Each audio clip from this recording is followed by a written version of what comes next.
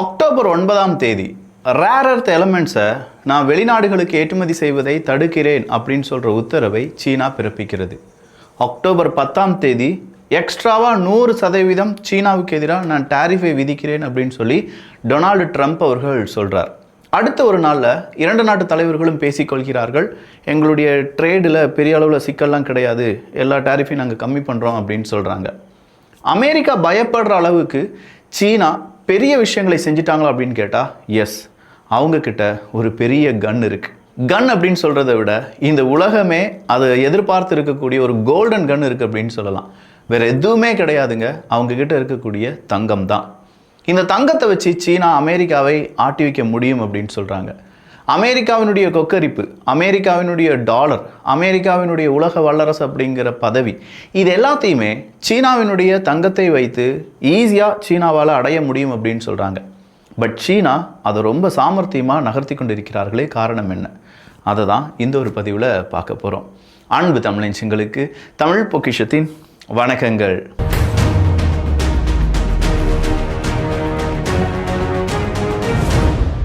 China கிட்ட ஏகப்பட்ட ஆயுதங்கள் இருக்குது, கோல்டன் ஆப்பர்ச்சுனிட்டிஸ் இருக்குது, கோல்டு இருக்குது. ஆனால் இதை சரியாக பயன்படுத்தலைன்னா அம்பிட்டு தான் ஃபெயிலியர் ஆயிரும். இதே மாதிரி தான் நம்மகிட்டே நிறைய ஐடியாஸ் இருக்குது, சூப்பரான ஒரு விஷன் இருக்குது. பட் அதை இங்கிலீஷில் ப்ரெசென்ட் பண்ணணும் அப்படின்னு சொல்லும்போது இங்கிலீஷ் தெரியாமல் இருந்தது என்றால் அந்த ஐடியாவை நம்ம ப்ரெசென்ட் பண்ணும்போது கண்டிப்பாக அது எஃபெக்டிவாக இருக்காது. அந்த ஐடியாவினுடைய வேல்யூ குறைஞ்சிரும். அப்படிப்பட்ட இங்கிலீஷை தமிழ் வழியாகவே நீங்கள் கற்றுக்கணுமா? இதை பாருங்களேன். You know time of Madurai bus coming? நீங்க சொன்ன சென்டென்ஸ் தப்பு. அது இப்படி கரெக்டா சொல்லுங்க.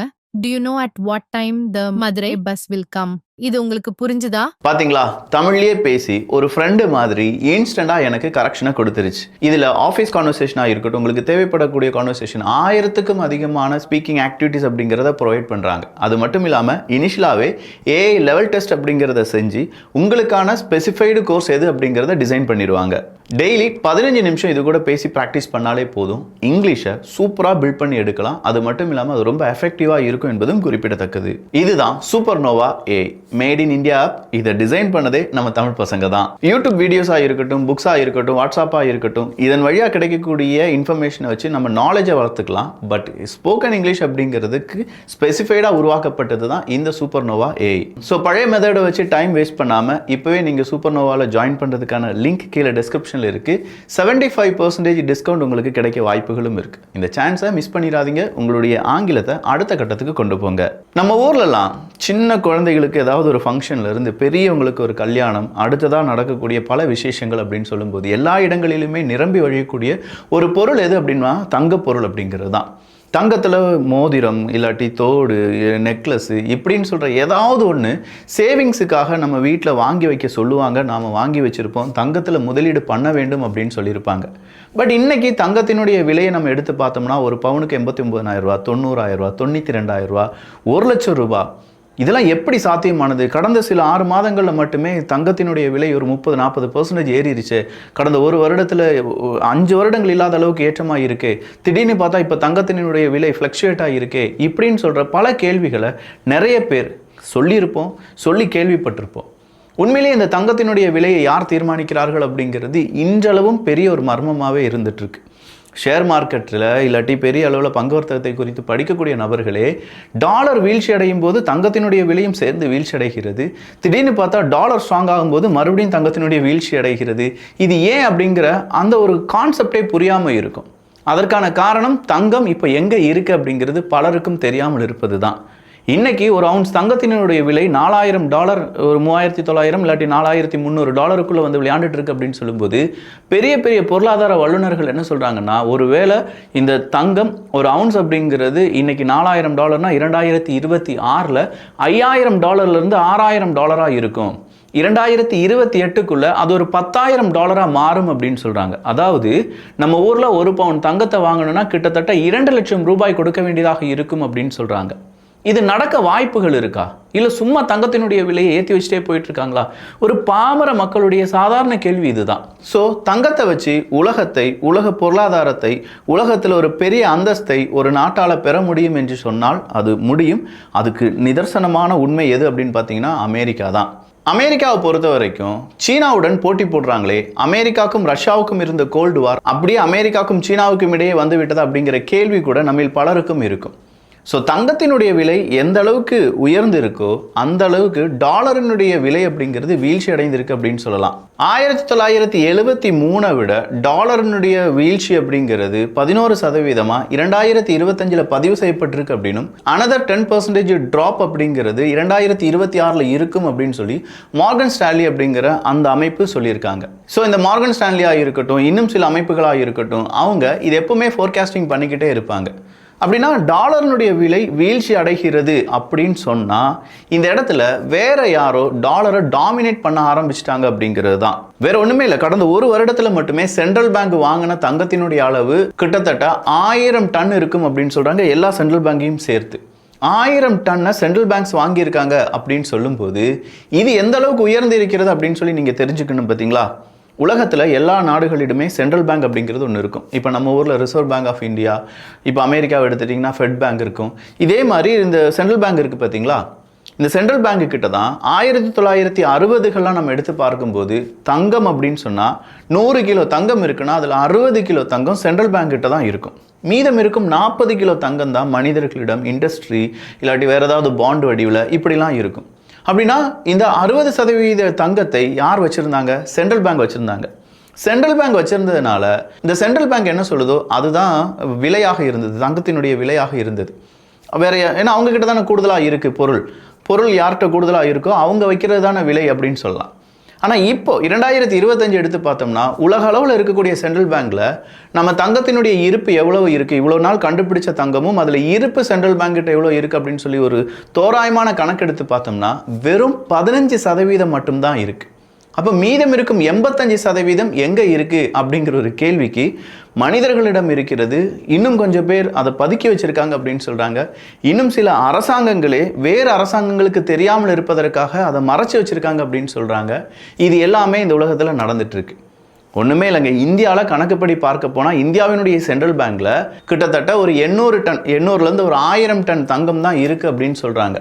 இந்த 800 1000 டன் தங்கம் அப்படின்னு சொல்லும்போது டொமஸ்டிக்காக இந்தியாவுக்குள்ளேயே அது ஒரு 500 600 டன்னும், வெளிநாடுகளில் ஒரு 200 டன்னையும் நம்ம வச்சிருக்கிறதுக்கான வாய்ப்புகள் இருக்குது அப்படின்னு சொல்கிறது தான் கிடைத்திருக்கக்கூடிய தகவல்.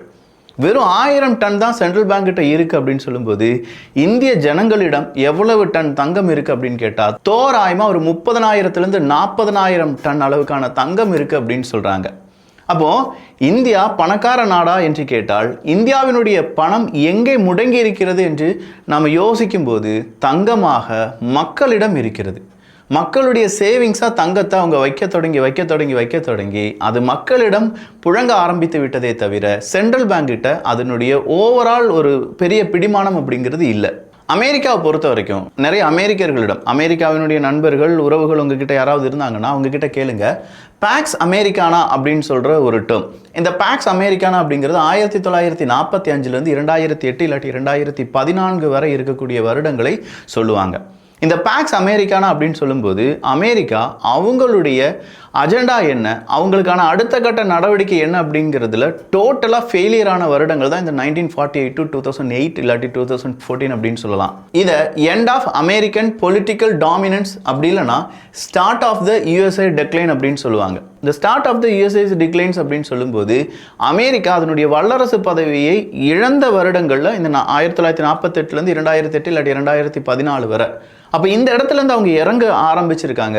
அந்த இடத்துலேருந்து தான் சீனா உயர ஆரம்பித்திருக்கிறார்கள் என்கிற அந்த செய்தியை தான் இங்கே குறிப்பாக நம்ம பார்க்க வேண்டும். தங்கம் தானே எல்லா இடத்துலையுமே கோல்டு ஸ்டாண்டர்ட் அப்படின்னு சொல்லுவாங்க.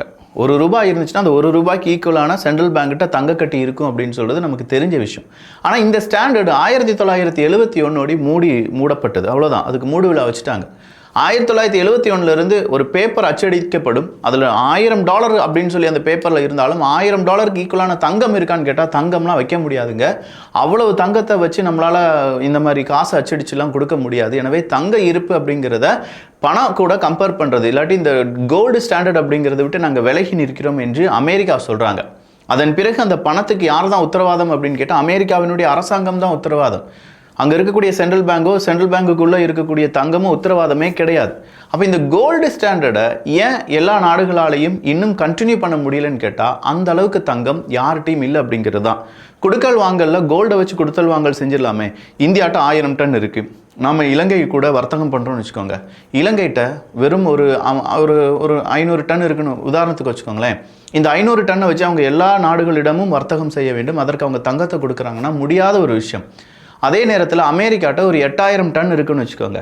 அவங்களால ஈஸியாக எல்லா இடங்களிலும் வியாபாரம் செய்ய முடியும். ஸோ இப்படி ஏற்ற இறக்கம் தங்கத்தில் இருக்கிறதுனால தான் கோல்டு ஸ்டாண்டர்ட் அப்படிங்கிறது எங்களால் செய்ய முடியாது. அதுக்கு பின்னாடி வேறு நிறைய உலக அரசியல் இருந்தாலும் பொதுவாக சொல்லக்கூடிய காரணம் ஏற்ற இறக்கம் இருக்குது, அதனால் செய்ய முடியாது அப்படிங்கிறது தான். உலகத்திலேயே அதிகமாக தங்கத்தை வைத்திருக்கக்கூடிய நாடுகள் பட்டியல் நம்ம எடுத்து பார்த்தோம்னா அமெரிக்கா 8133 டன் அப்படிங்கிற தங்கத்தை வச்சுருக்காங்க. ஜெர்மனி 3350 டன் தங்கத்தை வச்சுருக்காங்க. இத்தாலியை பொறுத்த வரைக்கும் 2451 டன் தங்கம் வச்சுருக்காங்க. ஃப்ரான்ஸ் 2437, யுனைடெட் கிங்டம் வெறும் 310 டன் தங்கம் மட்டும்தான் வச்சுருக்காங்க அப்படின்னு சொல்கிறாங்க. இந்தியாவை பொறுத்த வரைக்கும் ஒரு 900 டன் இருக்குது அப்படிங்கிறது தான். பட் இந்த இடத்துல சீனா அவங்களுடைய அரசாங்கம் சார்பாக வைத்திருக்கக்கூடிய டன் கணக்கான தங்கம் எவ்வளவு அப்படின்னு கேட்டால் வெறும் 2300 டன்ஸ் மட்டும்தான் வச்சிருக்கிறதா கணக்கு காண்பிக்கிறார்கள். இதில் உண்மை என்னன்னா யூகேனுடைய ஒரு ஃபினான்ஷியல் மேகசின் அதனுடைய 2025 அக்டோபர் 24 இஷ்யூ நம்பர் 1283 பேஜ் 2021 இதில் ஒரு பெரிய திடுக்கிடும் தகவலை கொடுத்திருக்கிறார்கள். கிட்டத்தட்ட சீனாவினுடைய அரசாங்கத்திடம் மட்டுமே 16,000 டன்னிலிருந்து 32,000 டன் அளவுக்கான தங்கம் இருக்குது அப்படிங்கிறது தான். சீனா அஃபிஷியலாக கொடுத்துருக்கக்கூடிய ஸ்டேட்மெண்ட்டில் 2300 டன்னும் அன்அஃபிஷியலாக சீனாவினுடைய அரசாங்கத்தின் கையில் 32,000 டன் தங்கமும் இருக்குது அப்படின்னு சொல்லியிருக்காங்க. இந்த 32,000 டன் அப்படின்னு சொல்லும்போது 15,100 டன் அப்படிங்கிறது ஜுவல்லரியாகவும் 8,030 டன் அப்படிங்கிறது ஃபண்ட்ஸ் கண்ட்ரோல்ட் பை இன்வெஸ்டர்ஸ்க்கு வழியாகவும் 1,009 டன் அப்படிங்கிறது மேனுஃபேக்சர் கையிலையும் சீனாவினுடைய அரசாங்கம் கண்ட்ரோலில் கிட்டத்தட்ட 7,000 டன் அப்படிங்கிறதும் இப்படி டோட்டலாக 32,000 டன் இருக்குது அப்படின்னு சொல்கிற ஒரு எஸ்டிமேஷன் வந்திருக்கு. பட் இது வெறும் லீஸ்டான ஒரு தொகை தான். 32,000 டன் இல்லை, அதை விட கூடுதலாக இருக்க வாய்ப்புகள் இருக்குது அப்படின்னு சொல்கிறாங்க. இதை எப்படி உறுதியாக நீ சொல்கிற விக்கின்னு கேட்டால் நான் முதலே சொன்னேன், இந்திய அரசாங்கத்திடம் 1000 டன்னுக்கு கீழே தான் தங்கம் இருக்குது, ஆனால் இந்திய மக்களிடம் 32,000 டன் இருக்குது அப்படின்னு சொல்கிறாங்கல்ல. அதே மாதிரி சீனா கணக்குப்படி 2,000 3,000 சொன்னாலும் அவங்க அரசாங்கத்தின் கையில் மட்டுமே 32,000க்கும் அதிகமான டன் அளவுக்கான தங்கம் இருக்குது. இன்னும் தங்கத்தை அவங்க வாங்கிக்கிட்டே இருக்காங்க. அரசாங்கம் தங்கத்தை வாங்குகிறார்கள் அப்படின்னு சொல்கிறத விட இங்கே பிளாக் மார்க்கெட் வழியாக தங்கத்தினுடைய படுஜோர் விற்பனை சரியாக இருக்குது அப்படின்னு சொல்கிறாங்க. ஆப்பிரிக்க நாடுகள் மேற்குலக நாடுகளை விட்டு விலகி வராங்க. ஆப்பிரிக்க நாடுகள்ல தான் தங்கம் அப்படிங்கிறது கிடைக்கணும், தங்க ஓர் அப்படிங்கிறது கிடைக்கணும். அப்படியே நீங்கள் ரஷ்யாவை எடுத்து பார்த்தீங்கன்னா ரஷ்யா ஈஸியாக அவங்களால எல்லா பிஸ்னஸையும் பண்ண முடியுது என்று கேட்டால் அவங்க வச்சிருந்த தங்கம் ரிசர்வ் அப்படிங்கிறத வச்சு தான் ரஷ்யா பல நாடுகளிடமும் அவங்க ட்ரேடை நடத்திட்டு இருக்காங்க அப்படின்னு சொல்கிறாங்க. ஸோ ரஷ்யாவினுடைய இந்த தங்க ட்ரேட் அப்படிங்கிறதோ இல்லாட்டி ஆப்பிரிக்க நாடுகளுடைய சில தங்க ட்ரேட் அப்படிங்கிறதோ வெளி உலகத்துக்கு வர்றதே கிடையாது. இது எல்லாமே வெறும் கருப்பு பக்கத்தில் மட்டும்தான் குறித்து வைக்கப்படும். இந்த கருப்பு பக்கத்தில் குறித்து வைக்கப்படக்கூடிய இந்த தங்கம் தான் இங்கே நிலவக்கூடிய தங்க ஃப்ளக்சுவேஷனுக்கு காரணம் அப்படின்னு சொல்லப்படுது. 1930லேருந்து 1940 இந்த காலகட்டத்தை நீங்கள் எடுத்து பார்த்தீங்கன்னா அமெரிக்கா ஒரு சட்டத்தை இயற்றியிருந்தார்கள். யாராவது தங்கத்தை வீட்டில் வச்சுருந்தீங்கன்னா அவங்க குற்றத்துக்குரிய நபர்கள், அவங்களுக்கு தண்டனை விதிக்கப்படும் அப்படிங்கிறது தான். அதே மாதிரியான ஒரு சட்டத்தை இயற்றக்கூடிய இன்னொரு நாடு எதுவாக இருக்கும் அப்படின்னு சொல்கிறாங்கன்னா சீனாவாக இருக்கும் அப்படின்னு சொல்கிறாங்க. ஏன்னா சீனாவினுடைய அரசாங்கத்தை எதிர்த்து அங்கே இருக்கக்கூடிய மக்கள் எதுவுமே சொல்ல முடியாது.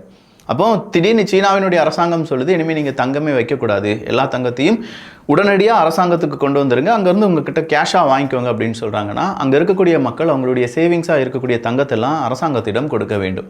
சரி, தங்கம் எல்லாம் இப்போ சீனாட்ட வந்துருச்சுப்பா, குட்டி குட்டியாக பல இடங்கள் இருந்து பிளாக் மார்க்கெட் வழியாக இப்போ மக்களிடம் இருக்கிறது, மேனுஃபேக்சரிங் யூனிட்டில் இண்டஸ்ட்ரீஸ் அப்படின்னு சொல்லி எல்லா தங்கத்தையும் கொண்டு வந்துட்டாங்கன்னா அடுத்ததாக சீனா என்ன செய்வாங்க? டாலரை ஈஸியாக போட்டு தள்ளிடுவாங்க.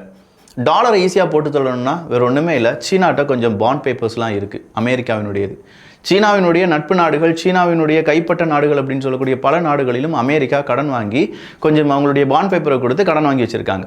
இந்த பாண்ட் பேப்பர்லாம் விற்கணும் அப்படின்னு சொல்லி வரும்போது அமெரிக்கா கண்டிப்பாக அவங்களுக்கான அந்த பாண்ட் பேப்பருக்கு இணையான பணத்தை அந்தந்த நாடுகளுக்கு செட்டில் பண்ணணும். அந்தந்த நாடுகளுக்கு அவங்க பணத்தை செட்டில் பண்ணணும்னா அந்தளவுக்கு பணம் அமெரிக்காட்டையும் இல்லை. அமெரிக்கா புதுசாக கரன்சி அச்சடிச்சாக வேண்டும். அமெரிக்கா புதுசாக கரன்சி அச்சடிக்கிறாங்க அப்படின்னு சொல்லும்போது அமெரிக்காவினுடைய கரன்சி வேல்யூ மறுபடியும் டிக்ளைன் ஆகும். நான் ஏற்கனவே சொன்னேன் 1973க்கு பிறகு அமெரிக்க கரன்சி அதனுடைய வேல்யூவை 11% இழந்திருக்கிறது அப்படின்னு சொல்லி. அடுத்த வருடம் இது இன்னும் 10% அதிகரிப்பதற்கான வாய்ப்புகள் இருக்குது அப்படின்னு சொன்னேன். இப்போ தங்கத்தை வச்சு சீனா விளையாடக்கூடிய இந்த கேம் காரணமாக அமெரிக்காவினுடைய ஒட்டுமொத்த பொருளாதாரமும் ஆட்டம் காண்பதற்கான வாய்ப்புகள் இருக்குது அப்படின்னு சொல்கிறத அமெரிக்காவும் பிலீவ் பண்ணுறாங்க. இது கூடவே ஜப்பான் அடிக்கடி கொஞ்சம் நெருக்கடி கொடுப்பாங்க, ஜெர்மனியும் கொஞ்சம் கொஞ்சமாக அமெரிக்காவுக்கு நெருக்கடி அப்படிங்கிறத கொடுப்பாங்க. இது எல்லாத்தையுமே சால்வ் பண்ணி போகிறது அப்படிங்கிறது ட்ரம்ப் அவர்களுக்கு பெரிய குதிரை கொம்பு. அதனால தான் சீனா கூட பல நேரங்களில் உருண்டை இழுத்தாலுமே அமெரிக்கா பரிபூர்ணமாக சீனாவை எதிர்த்து அவங்களால ஒரு முடிவுகளை எடுக்க முடியாத நிலைமையில் இருந்துட்டு இருக்காங்க. இதில் இந்தியாவுக்கு பாதிப்பே இல்லையான்னு கேட்டால் இந்தியா அணிசேரா கொள்கையுடைய ஒரு நாடு. இந்தியா வாண்டடாக போய் சண்டை போடுறதும் கிடையாது, வந்த சண்டை விடுறதும் கிடையாது அப்படிங்கிற ஒரே ஒரு நாடு. அந்த நாட்டை பொறுத்த வரைக்கும் அமைதி அப்படிங்கிறதுனால இந்தியாவின் மீது பிற நாடுகளோ இல்லாட்டி இந்தியா வேறு நாடுகள் மீது ஏதாவது சண்டைக்கு போனாங்களோ கண்டிப்பாக இந்தியாவுக்கு எதிராக இருக்கக்கூடிய நாடுகளுக்கு அது பெரிய அஃபெக்ட் ஆகும் அப்படிங்கிறது பல நாடுகளுக்கும் தெரியறதுனால தான் இந்தியாவை இந்த கோதாலையை சேர்க்க மாட்டாங்க. பட் சீனா அப்படி கிடையாது. அது ஒரு கம்யூனிஸ்ட் நாடு. அங்கே எப்போ வேணாலும் சட்டத்திட்டங்கள் மாறலாம். அங்கே மனிதர்களுக்கு அங்கே முக்கியத்துவம் அப்படிங்கிறது கிடையாது, அங்கே அரசியலுக்கு தான் முக்கியத்துவம். அப்படிப்பட்ட அரசியல் நாட்டுக்கு எதிராக எந்த நாடு வேணாலும் ஒரு போர் அறிவிப்பு அப்படிங்கிறத செய்தாலும் பல நாடுகளும் சும்மா வாய்மூடி வேடிக்கை மட்டும்தான் பார்ப்பார்கள். அந்த நொடி எதுனா எப்போது சீனா அமெரிக்க டாலருக்கு எதிராக அவங்களுடைய தங்கத்தை வச்சு ஒரு பெரிய கேம் விளையாட போகிறாங்களோ அந்த நேரம் அமெரிக்கா இறங்கி அடிக்க ட்ரை பண்ணுவாங்க. ஸோ இது எல்லாம் சேர்ந்து தான் இங்கே தங்கத்துக்கான ஒரு பபுள் அப்படிங்கிறது உருவாகிட்டே இருக்குது.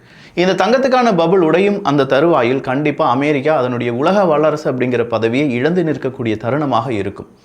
எல்லாரையும் நான் கரன்சியை கொடுத்து பெட்ரோல் டாலர் அப்படின்னு சொன்னோம் பார்த்தீங்களா, பெட்ரோலுக்கு டாலர், நீ எந்த விதமான வியாபாரம் பண்ணாலும் டாலர் வச்சு தான் செய்யணும் அப்படின்னு சொன்ன அந்த நொடி தான் அமெரிக்கா உலக வல்லரசாக மாறியது. அது அப்படியே சீனா ரிவர்ஸ் பண்ணுது.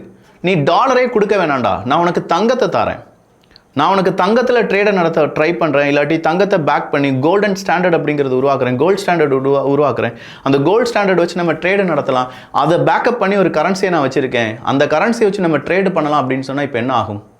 எல்லாருமே டாலரை கீழே போட்டுருவாங்க. அப்படி கீழே விழாமல் இருப்பதற்காகத்தான் அமெரிக்கா பெரிய ஒரு புரட்சியை நடத்திட்டு இருக்கு. அது டாரிஃப் அப்படிங்கிற பெயரில், பல நாடுகளுக்கு போர் அப்படிங்கிற பெயரில், பல நாடுகளுக்கு எதிராக பொருளாதார தடை அப்படிங்கிற பெயரில், பல நாடுகளுக்கு எதிராக நட்பு அப்படிங்கிற பெயரில், இப்படி பல பெயர்களில் அமெரிக்கா நடத்தக்கூடிய குட்டிக்காரணங்கள் எல்லாமே சீனாவினுடைய இந்த தங்க அப்படிங்கிற அந்த இருப்பை வச்சு தான். இது மட்டும் இல்லாமல் இன்னும் ஏகப்பட்ட ரேர் எர்த் எலமெண்ட்ஸும் சீனாட்ட இருக்கிறதுனால பெரிய அளவில் சீனாவை இப்போதைக்கு அமெரிக்காவால் எதுவும் செய்ய முடியாது. பட் வேறு ஏதாவது வழி இருக்குமா விக்கின்னு கேட்டால் இருக்குது. அதுதான் சீனாவினுடைய வீக் பாயிண்ட். அது என்ன அப்படிங்கிறத அடுத்த பதிவில் பார்க்கலாம். இப்போதைக்கு சீனாட்ட இருக்கக்கூடிய தங்கம் அது பதுக்கி வைத்திருப்பதால் அமெரிக்கா உலக பொருளாதாரத்தில் ஏற்படக்கூடிய மாற்றங்கள், புதுசாக உருவாகக்கூடிய சட்டங்கள் 1973 1930-40 உருவாகினது தான். தங்கம் வைக்கக்கூடாதுன்னு சொல்லியிருக்காங்க.